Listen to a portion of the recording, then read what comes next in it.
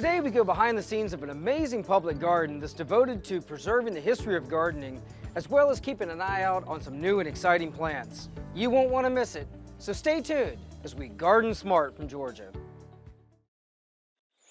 These moments of beauty and relaxation are brought to you by Proven Winners Flowering Shrubs. Our goal is to leave you free to just enjoy your garden. Proven Winners Flowering Shrubs can be found at local garden centers across the country.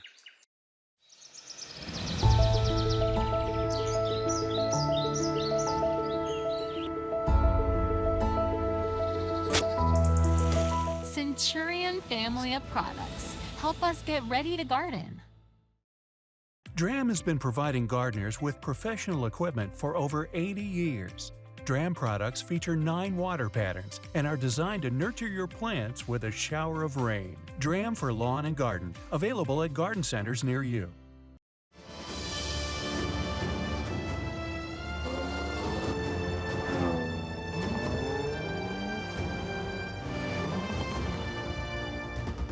The Jaguar F-Pace.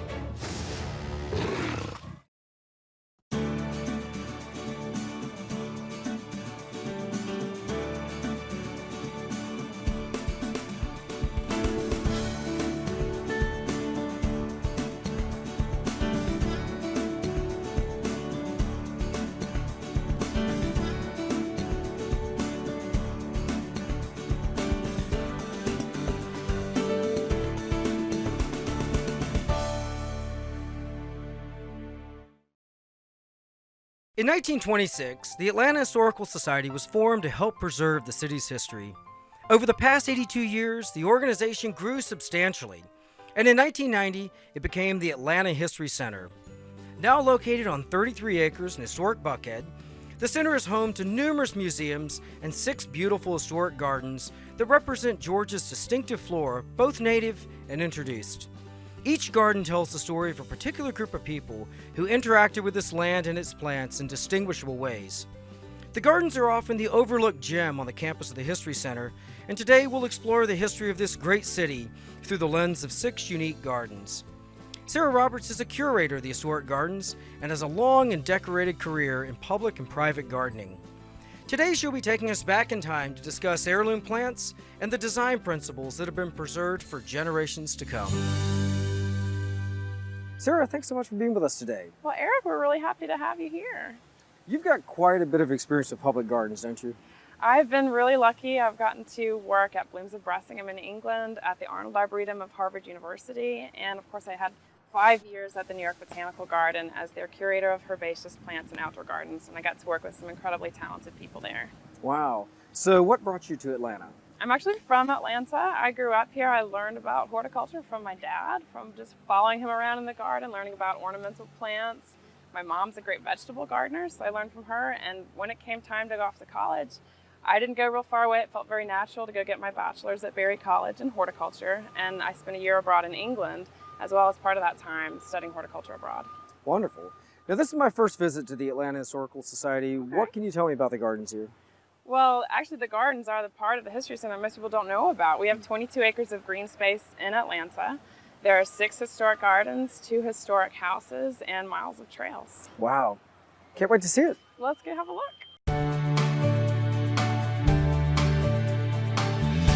Sarah, this is such a wonderful garden, and one thing that I love about this space is you have a significant change in elevation, and people who are coming to view the garden can basically walk around the perimeter of it and look down inside, and there's just a tremendous view that you get. That's true. You get a really good shot of the pond here and the bridge. Actually, that change in elevation that you mentioned, that's because this is an abandoned rock quarry. Wow. It's actually a historic site in and of itself, and some inspired members from the Memphis Garden Club came here, saw this filled with invasive plants and some native plants, and decided that this would be a great home for a native plant garden for Georgia. So we have over 600 species in here of Georgia's native plants. Let's talk about some of the trees and shrubs that you're growing. Okay, well, one of the trees we're most known for in the Quarry Garden is our state champion, Franklinia alatamaha. Some people call that the lost camellia, and ours is very tall and usually tall for that species.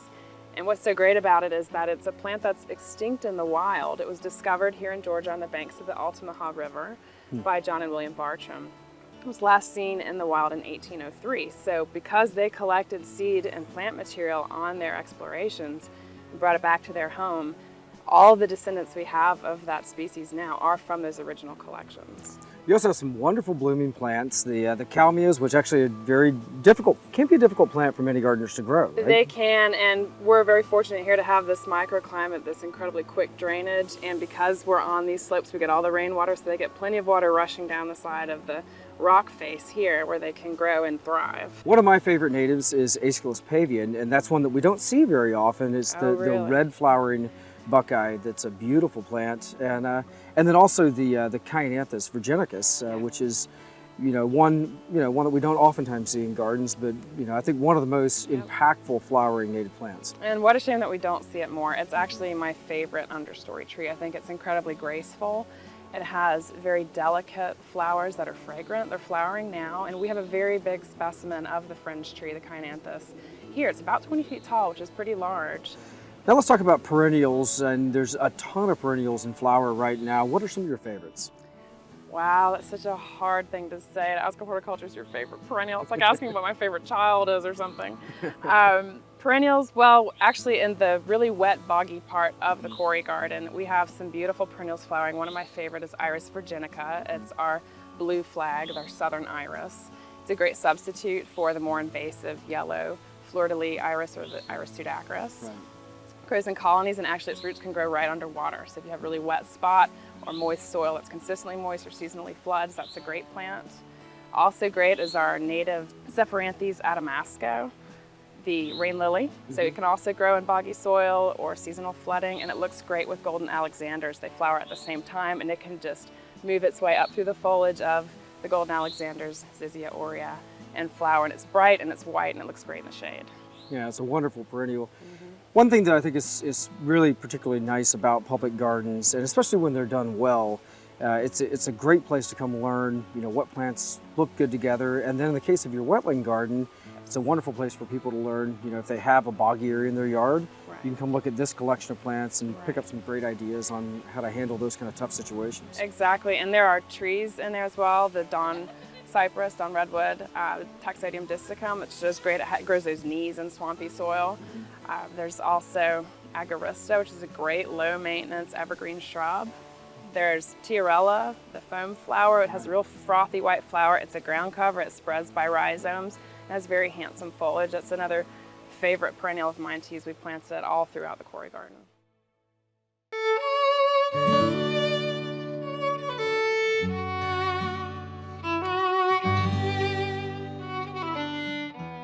This is a very interesting departure from the Quarry garden, and it looks like it's a replica of an old working farm. Well, actually, this is a real working farm. This is the Smith family farm. The house was built in 1845. This farm was 800 acres, but now we've compressed it here on site to a couple of acres. And we interpret the period in the Civil War era in the 1860s.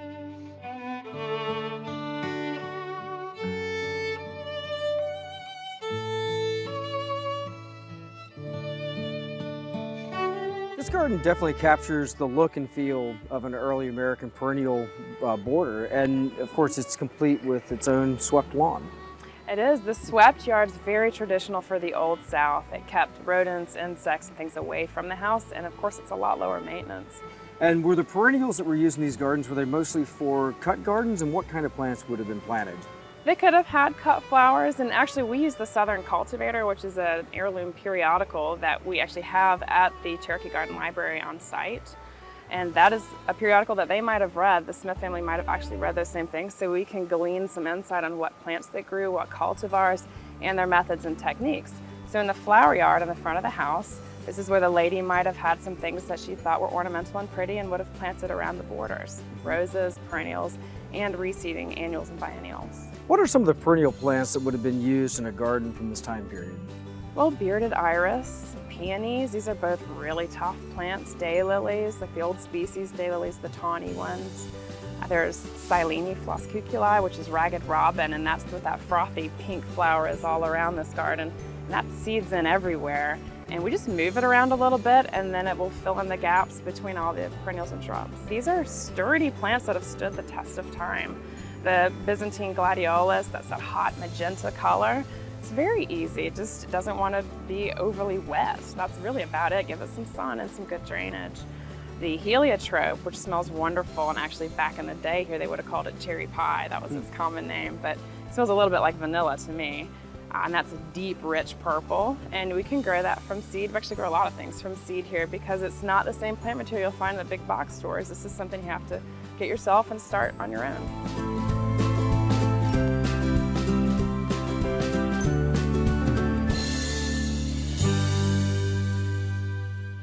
150 years ago, the vegetable garden would have been a very important garden for, of course, any working farm, but for most homesteads as well. And you've done a great job of collecting a number of heirloom vegetables and also displaying them in the way that they would have been grown back in the 1800s. Right, we do think that it was incredibly important to grow your own vegetables all the way back then and of course today. The heirloom vegetables that we've just recently harvested are our cool season crops. We've gone past our last frost date now and we're ready to start putting in our summer vegetables. So we finished up with these. These were white icicle radishes. It's a very early variety and it's pretty hot. If you pick them when they're smaller, they're a little bit milder. And we had long-standing Bloomsdale spinach, which is actually the same variety that my mom grows at home today. You can pick it up in big box stores or heirloom seed catalogs.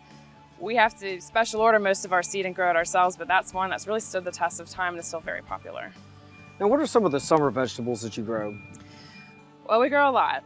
We have to grow tomatoes because we can them. These are people that needed to can and preserve their harvest, whether it was in a root cellar or by canning or drying. So tomatoes, we also do squashes, eggplants, cayenne peppers, bell peppers, garlic, leeks, parsnips, salsify. There's all kinds of old-timey vegetables that we can use in modern varieties. They don't have a home here, but we still grow tomatoes, we still grow squashes, we just grow different varieties. So the beds that you've planted the vegetables in are essentially a makeshift raised bed, that's not that dissimilar to the kind of raised beds that we would build in our gardens today, right? Right, absolutely. This you could consider the precursor to the modern day raised bed. And all this is some Georgia farmers realizing how tough this soil was to work. They'd plow it up and they'd hill it up like this in ridges in order to get better drainage for their vegetables. Our crops in the vegetable gardens are done this way and also out in the fields.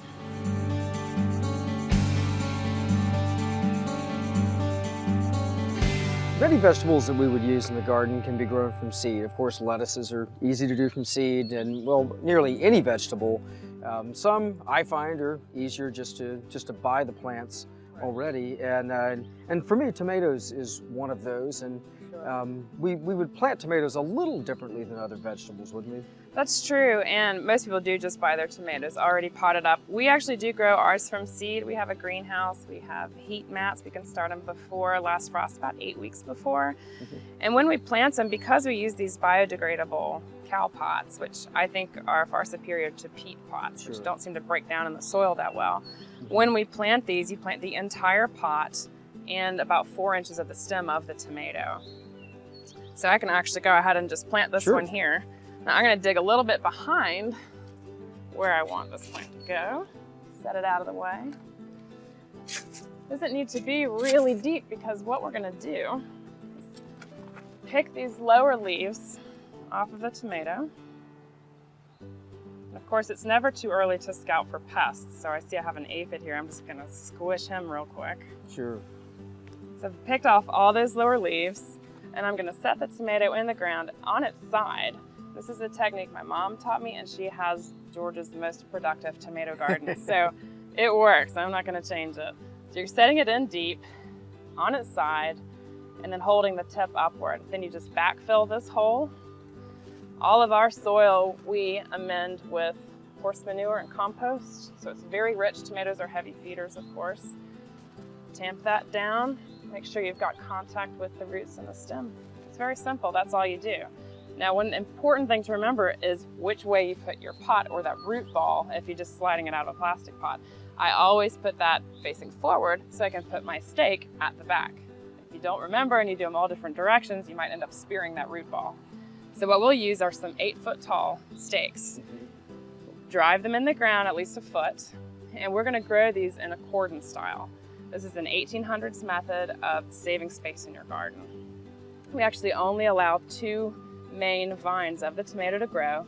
We tie it up with cotton strips, which is what they would have had available to tie up their tomatoes. They didn't have wire cages, so this is what we do. But I love it. We get a lot more tomatoes per square foot growing them in this method. So we'll tie them up and we'll just pinch out a lot of that extra growth. Otherwise you get a lot of vine production and not as many tomatoes. It's a great space-saving way to grow tomatoes, and also I think it's also an attractive way to trellis tomatoes. It is, and people love to see it. There are other methods that you can use, but this is the best one for a small garden.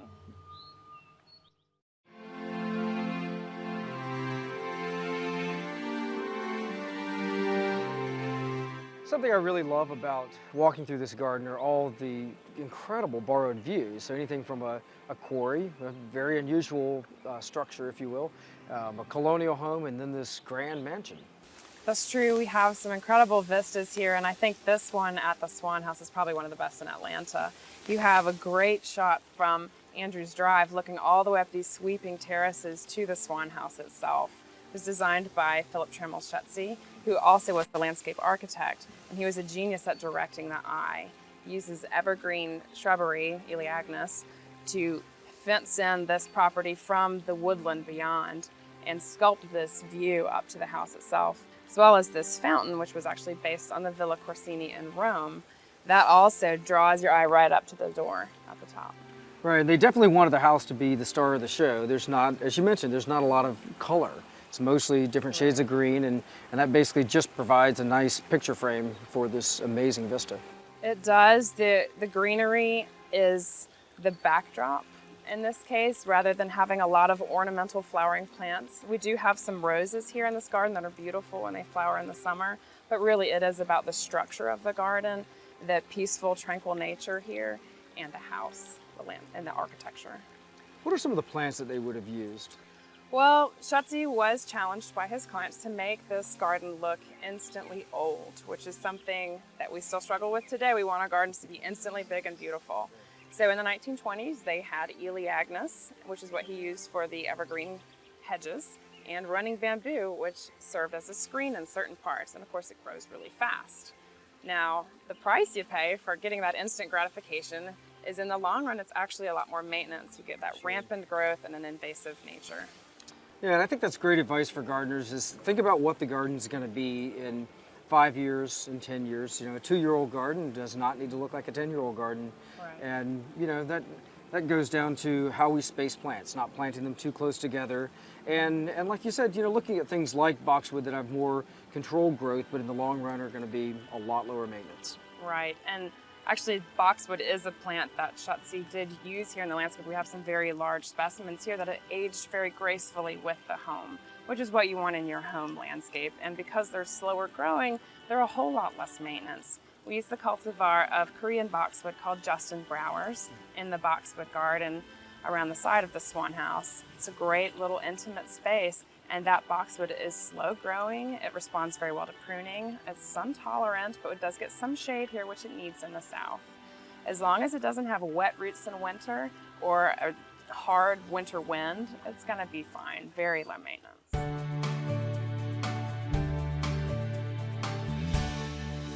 The last stop on our garden tour is a classic example of a high shade garden, which is, you know, typical in many parts of the country, but especially so here in the Southeast. That's true. We do have a lot of gentle topography, rolling hills, and a lot of pine trees, oak trees, a lot of root competition. Sure, this can be a challenging area to grow in. I know in my own garden, I've got a high shade area, and just finding plants that work well is tough sometimes. And this is a wonderful opportunity for gardeners or people just, you know, looking at a high shade area. Come by, figure out what plants not only work in that environment, but also which plants work well together.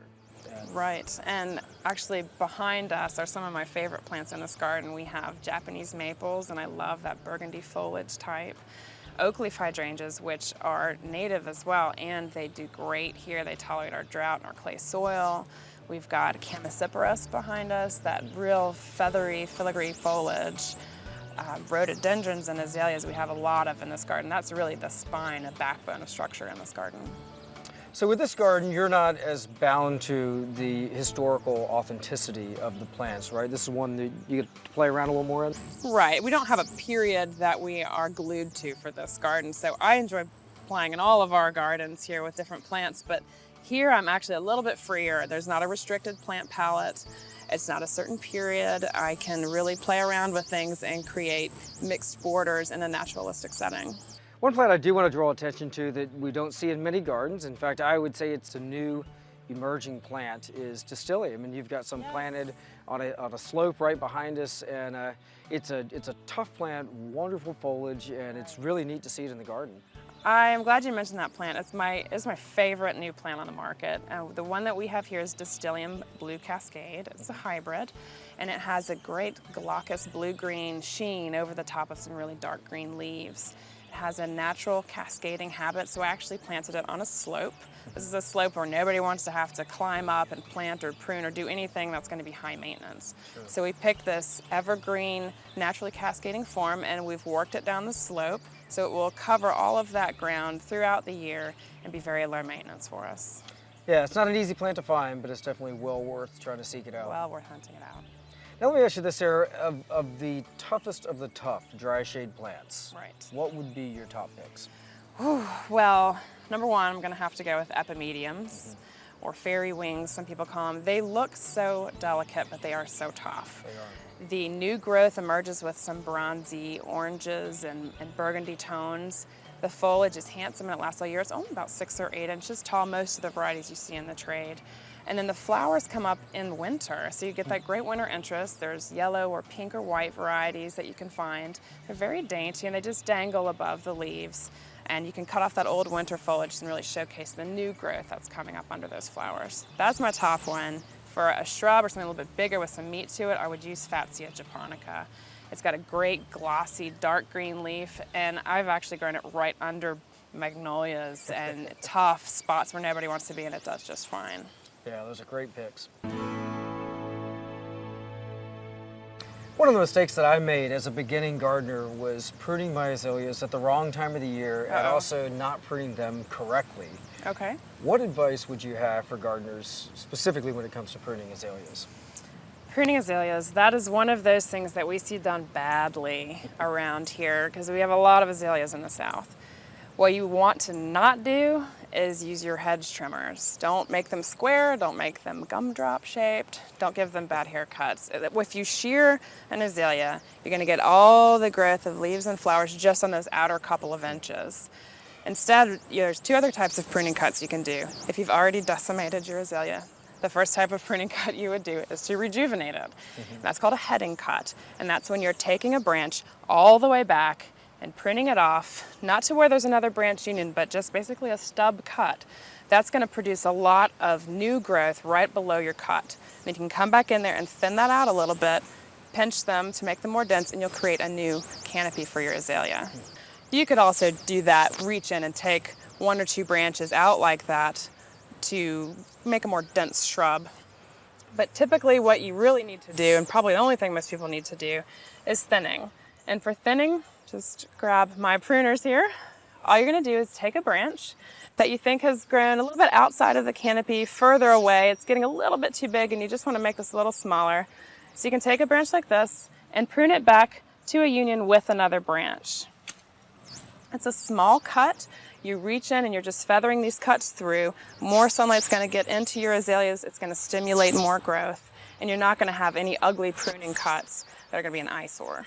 One thing I do want to mention about azaleas is that because they come in such a riot of colors, pinks, lavenders, oranges, it's very easy to make a raucous mix of azaleas. You can make it easier on yourself and just buy 1 cultivar and mass those or drop them in your landscape, or go out and buy them when they're in bloom, when they're fully flowering, so you can see if you're making a combination that's not going to be that pleasing. That's great advice. Well, Sarah, thank you so much for spending the day with us. The gardens look amazing, and we've really learned a tremendous amount from you. Thank you so much. Well, thank you guys for coming out here. It was a pleasure to have you. Each week, we travel the country north to south, east to west, visiting some of the most exciting gardens, as well as talking to industry horticulturalists about design principles, new plants, and also how you can be most successful with your home gardens. We also love answering your gardening questions, so visit us on the web at GardenSMART.com.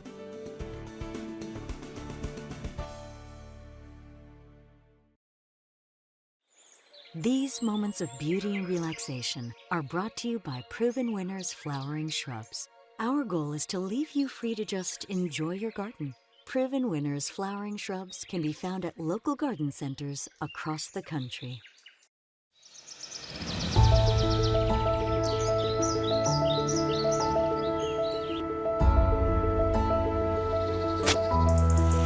Centurion family of products help us get ready to garden.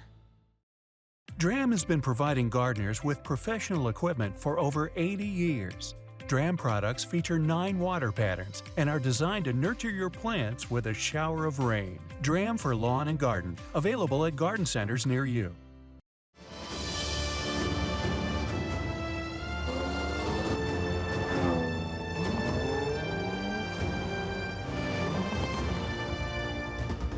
The Jaguar F-Pace. It's so much fun to step back in time and learn how the gardens of our ancestors were grown and maintained, as well as picking up some great tips on how we can take these classic design techniques and apply them to our home gardens. If you have questions about anything you've seen today, visit us on the web at GardenSMART.com. And remember, even if you're a master gardener, there's always more to learn. So join us next week for more great gardening tips and ideas as we Garden Smart.